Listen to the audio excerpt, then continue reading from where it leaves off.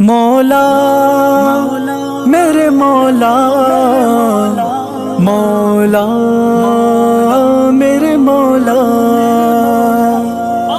لا الہ الا انت سبحانک انی کنت من الظالمین۔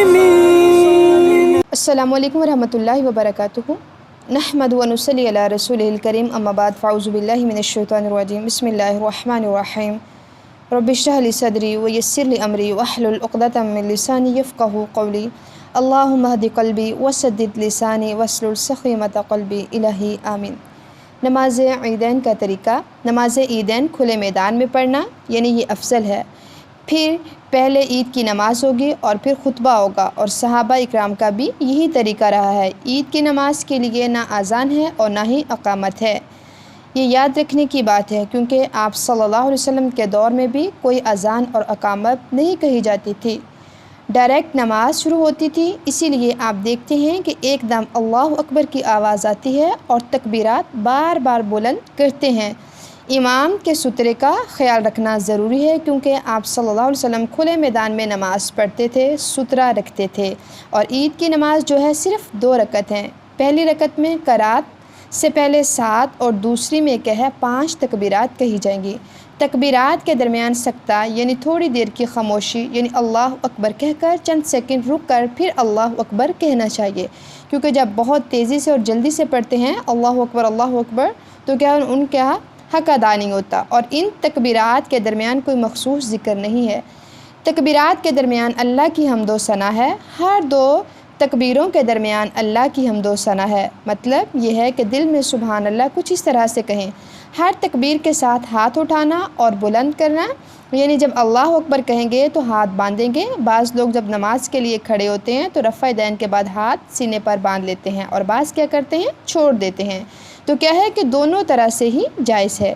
تکبیرات کے ساتھ رفع دین کرنا ہوگا اور پھر نماز کی طرح دایاں ہاتھ بائیں ہاتھ کے اوپر سینے پر۔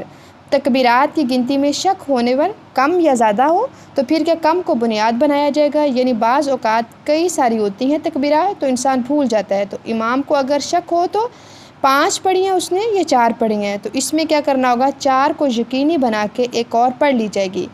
عید کی نماز میں قرات یہ نبی صلی اللہ علیہ وسلم سبح اسم ربک الاعلی اور هل اتاک حدیث الغاشیہ پڑھتے تھے۔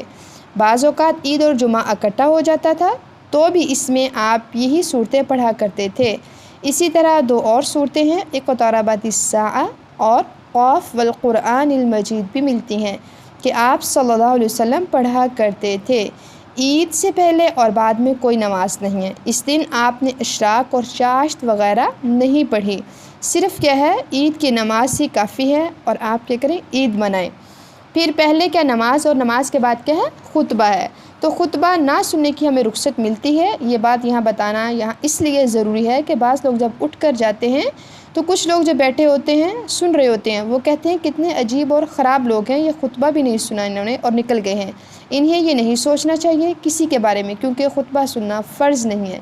عبداللہ بن سائم سے روایت ہے کہ انہوں نے فرمایا، میں رسول اللہ صلی اللہ علیہ وسلم کے ہمراہ نماز عید میں شریک ہوا۔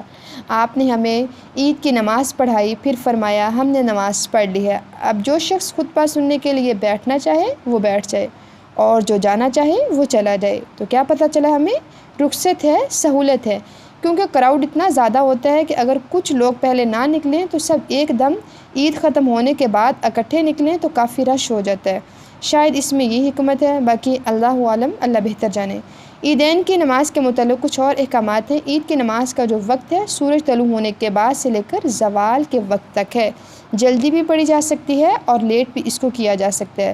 جو اشراق اور چاشت کا ٹائم ہے، وقت ہے، وہی اس کا ہے، کیونکہ یہ نفلی نماز ہے۔ جب سورج ایک نیزے کے برابر بلند ہو جائے، اور یہ چھوٹی عید کی بات ہے، اور عید الفطر کی اور عید الاضحیٰ کی نماز کو اول وقت میں ہی پڑھنا چاہیے، یعنی جتنا ارلی ہو سکے اس کو ادا کیا جائے، کیونکہ لوگ کیا ہے، قربانیاں کرنا ہوتی ہیں اور اس کو بہت لیٹ نہیں کرنا چاہیے، اور ویسے بھی کچھ کھایا نہیں ہوتا تو دل کیا کرتا ہے کہ انسان جلدی سے گھر پہنچے۔ اور جو عید الفطر ہے اس کا لیٹ ادا کرنا اس لیے ہے تاکہ لوگ صدقہ فطر وغیرہ ادا کر سکیں، اس میں سہولت ہے۔ اور پھر نبی صلی اللہ علیہ وسلم صدقہ کی ترغیب بھی دیتے تھے، تو خواتین اپنے زیورات وغیرہ صدقہ کر دیتی تھیں۔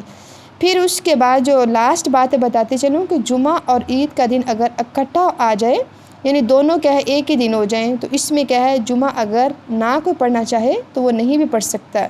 عید کے دن روزہ نہیں رکھا جا سکتا کیونکہ یہ کھانے پینے کا دن ہے، انجوائے کرنے کا دن ہے۔ وآخر دعوانا ان الحمد للہ رب العالمین۔ السلام علیکم ورحمۃ اللہ وبرکاتہ۔